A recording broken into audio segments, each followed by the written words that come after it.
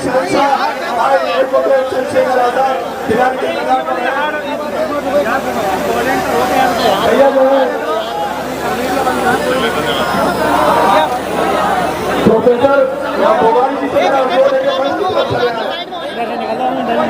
पीछे पीछे भी देखने वाले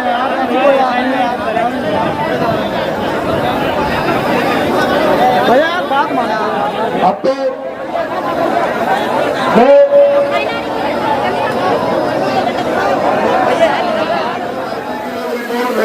भीड़ तो बहुत थी लेकिन अनुशासित नहीं थी, इसलिए मेरा आपसे अनुरोध है कि बैठ जाओ। 1 मिनट का समय आप लोगों को अगर बैठ जाओगे तो बहुत अच्छा होगा। आप लोग भी बैठ जाओगे।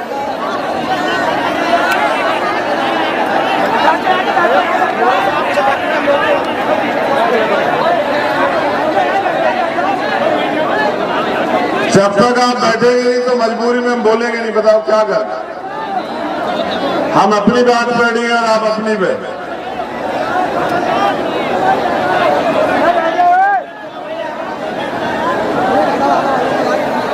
करता हूं यहाँ पहुंचे हर एक उस शख्स का, हमारी बहनों का, माओ का, बुजुर्गों का, नौजवानों का, युवा साथियों का, जिन लोगों ने अपना तन मन धन लगा के इतना अच्छा ऐतिहासिक प्रोग्राम जो है बिलारी की धरती पे कराया, उनके साथ साथ यहां जो आयोजक कमेटी है, सिकंदर बोस जी, कपिल आजाद जी, विनीत कुमार जी, विजय कुमार पुष्कर जी, प्रभात सिंघम जी और राम निवास जी, और इनके साथ जितने भी भीम आर्मी आजाद समाज पार्टी के समर्पित कार्यकर्ता जिन्होंने मेहनत की है, मैं उनका भी धन्यवाद करता हूं।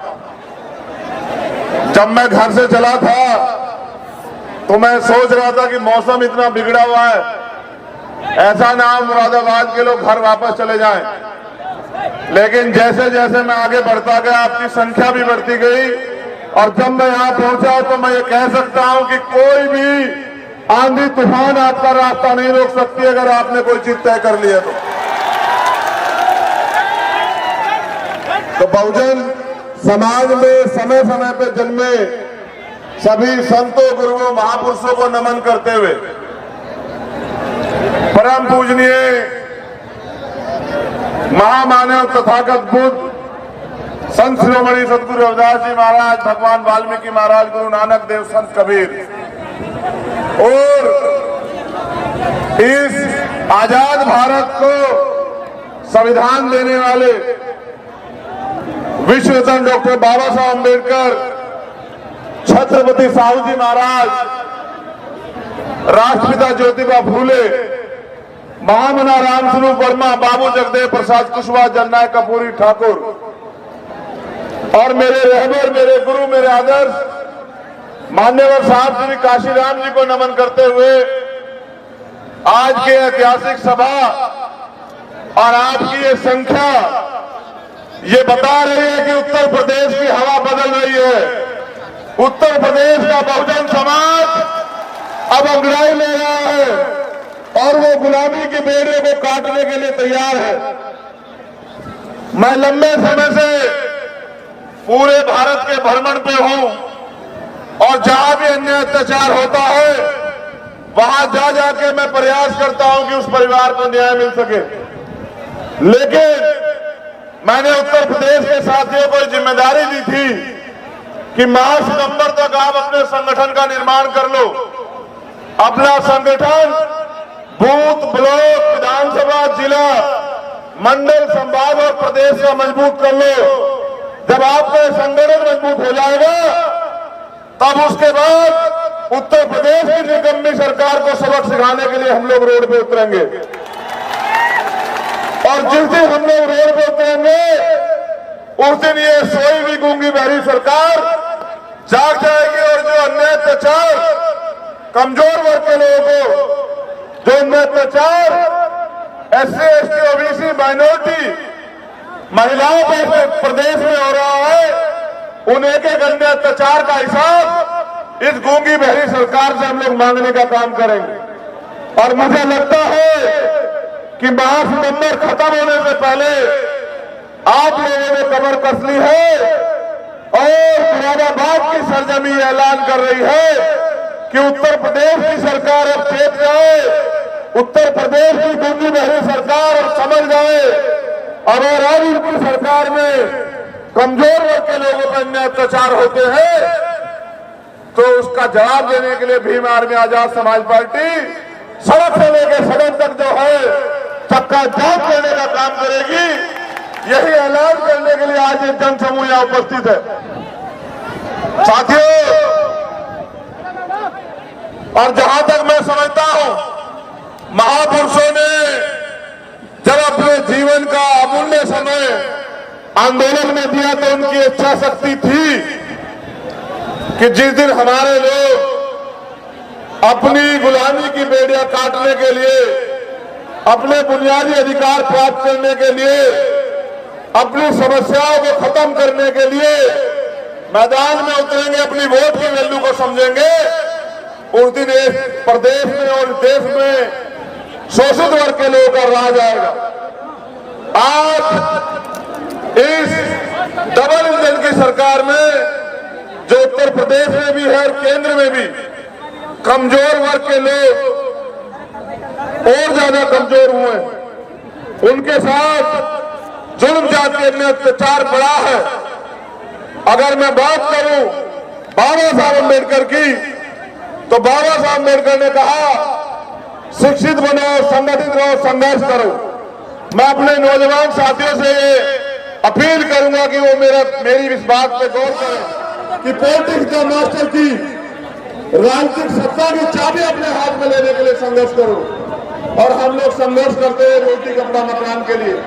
मैं मानता हूं जिनकी सरकार होती है उनके समुदाय को रोटी कपड़ा मकान की लड़ाई कभी नहीं लड़नी पड़ती। बाबा साहब अम्बेडकर स्पष्ट इशारा करके गए कि राजनीति में भागीदारी न करने का सबसे बड़ा नुकसान ये है कि अयोग्य लोग आपके ऊपर शासन करते हैं। उन्होंने ये भी कहा कि अन्याय करने वाले से अन्याय सहने वाला ज्यादा दोषी होता है। मैं ये मानता हूं कि हमने अपने महापुरुषों को पढ़ा तो है, लेकिन उनको उनके आदर्शों पे चलने का कार्य जो है लंबे समय से हम लोग रोके हुए हैं। अब हम पिछले कुछ साल से अपने महापुरुषों को पूज रहे हैं। हम अपने महापुरुषों की स्टैचू लगाते हैं, उनके ऊपर माल्यार्पण करते हैं, उनके पैर छूते हैं और पैर छू के उनके आगे ये बात कहते हैं कि बाबा साहब हमारी जिंदगी में बदलाव कर देना, हमारी जिंदगी में अच्छे दिन ला देना। मगर मैं ये समझता हूं कि बाबा साहब अम्बेडकर, बुद्ध के बाद बाबा साहब अम्बेडकर वो शख्सियत थे जो कह के गए कि मुझे पूजने की नहीं, मुझे पढ़ने की जरूरत है। उन्होंने इशारा किया कि मैं मूर्तियों में नहीं, मैं किताबों में हूं। आपको किताबों को पढ़ना चाहिए और इस देश की राज सत्ता कैसे लेना, कैसे हासिल करना है, इसको सोचना चाहिए। लेकिन पिछले कुछ समय से हम लोग कमजोर हुए और जब हम लोग कमजोर हुए तो हमारी सबसे बड़ी जिम्मेदारी ये बनती है कि अपनी कमजोरी को दूर करें। पिछले कुछ समय से हम लोग राजनीतिक व्यवस्था में भी कमजोर हुए, तो हमारी जिम्मेदारी सबसे पहले बैठती है कि उन कमजोरियों को ध्यान रखते हुए उन पर काम करते हम लोग ताकतवर बने। आज आप इतनी बड़ी संख्या में उपस्थित है, लेकिन उपस्थित होने से काम नहीं चलेगा। एक दिन अगर आप रैली या सभा करोगे तो आपके हाथ में सत्ता नहीं आएगी। जब आप 365 दिन सत्ता के लिए काम करोगे, मेहनत करोगे, तन मन धन से जुट जाओगे, तब जाके सत्ता आपके हाथ में आएगी। और जिस दिन सत्ता आपके हाथ में आएगी तब कोई आपके साथ अन्याय अत्याचार नहीं करेगा, तब कोई जो है आपकी जमीन नहीं दबाएगा, तब कोई जो है आपके अधिकारों के साथ छेड़खानी नहीं करेगा। मैं कुछ घटनाओं की तरफ आपका ध्यान आकर्षित करूंगा। अब जाके आपने मुझे सुनने का मन बनाया। मैं जब देख रहा हूं तो मेरे चारों तरफ, चाहे आगे हो या पीछे, दाएं हो या बाएं, दीवार पे हो या कुर्सियों पे या मकानों पे, चारों तरफ लोग बैठे हुए। जितने जिम्मेदार लोग मंच पर हैं उतने ही जिम्मेदार लोग सामने भी बैठे हैं, लेकिन उनसे ज्यादा जिम्मेदार वो है जो पिछले 5-6 घंटे से अपनी कुर्सी नहीं छोड़ी, जिन्होंने अपनी कुर्सी को कब्जा कर रखा। मैं इनको भी यही बता रहा हूं कि लड़ाई कुर्सी की है, जिसके पास कुर्सी होगी उसका हाथ ऐसे होगा और जिसके पास कुर्सी नहीं होगी उसका हाथ ऐसे होगा। आप ये तय करो मानसिक गुलामी को छोड़ के कि आपका हाथ ऐसे होना चाहिए इस देश में या ऐसे होना चाहिए। अगर ऐसे होना चाहिए तो उसके लिए आपको काबिलियत पैदा करनी पड़ेगी और जो नालायकी हमारे अंदर है उसको हमें खत्म करना पड़ेगा। वो नालायकी तब खत्म होगी जब हम 365 दिन अपने राज सत्ता कैसे हमारे हाथ में आए इस पे हम लोग काम करेंगे। इतना अच्छा प्रोग्राम सजा है। आज बारिश में आपकी परीक्षा ले रही है, लोगों के लिए भीड़ जुटाने के लिए पैसे बांटे जाते हैं, खाना बांटा जाता है, गाड़ियां और तेल के साधन दिए जाते हैं, लेकिन आपका प्यार इतना है कि आप अपने साधन पे और बैठने की जगह नहीं है। मैं खुद चल के आया हूं, पूरे ग्राउंड में पानी भरा हूं, मैं कल से देख रहा हूं।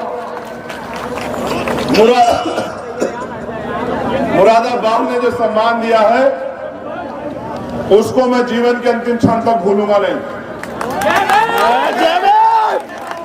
आपने अपनी जिम्मेदारी अदा की, अब जिम्मेदारी हम लोगों की। कुछ नौजवान साथी जो ज्यादा उत्सुक हैं, उनकी उत्सुकता की वजह से जो माए बहनें यहां बैठी हैं, जो बुजुर्ग यहां बैठे हैं, वो भी बेचारे ये सोच रहे हैं कि हम भी अपने भाई को देख लें। इसीलिए मैंने सिकंदर बोस जी से कहा कि भाई आप मुझे बुलवा दो, क्योंकि मुझे कैसे लोग बैठेंगे। अभी तो ये किसी और की नहीं मानते हैं, अभी तो ये सिर्फ मेरी मानते हैं। तो आप बैठ गए तो मुझे ऐसा लगा कि अब आपको मुझे वो बात बतानी है जिससे बैठने के बाद और जिसे सुनने के बाद आपको जिस काम को करना है, जिससे परिवर्तन होगा। जैसे आप यहां बैठे हैं इसको अनुशासन कहते हैं, और जिसके लिए खड़े होने को मैं आपको कह रहा हूं उसको शासन कहते हैं, सत्ता कहते हैं। मैं आपको सिर्फ यही कह रहा हूं कि बहुमत, लोकतंत्र में बहुमत जिनके पास होता है उनका राज होता है।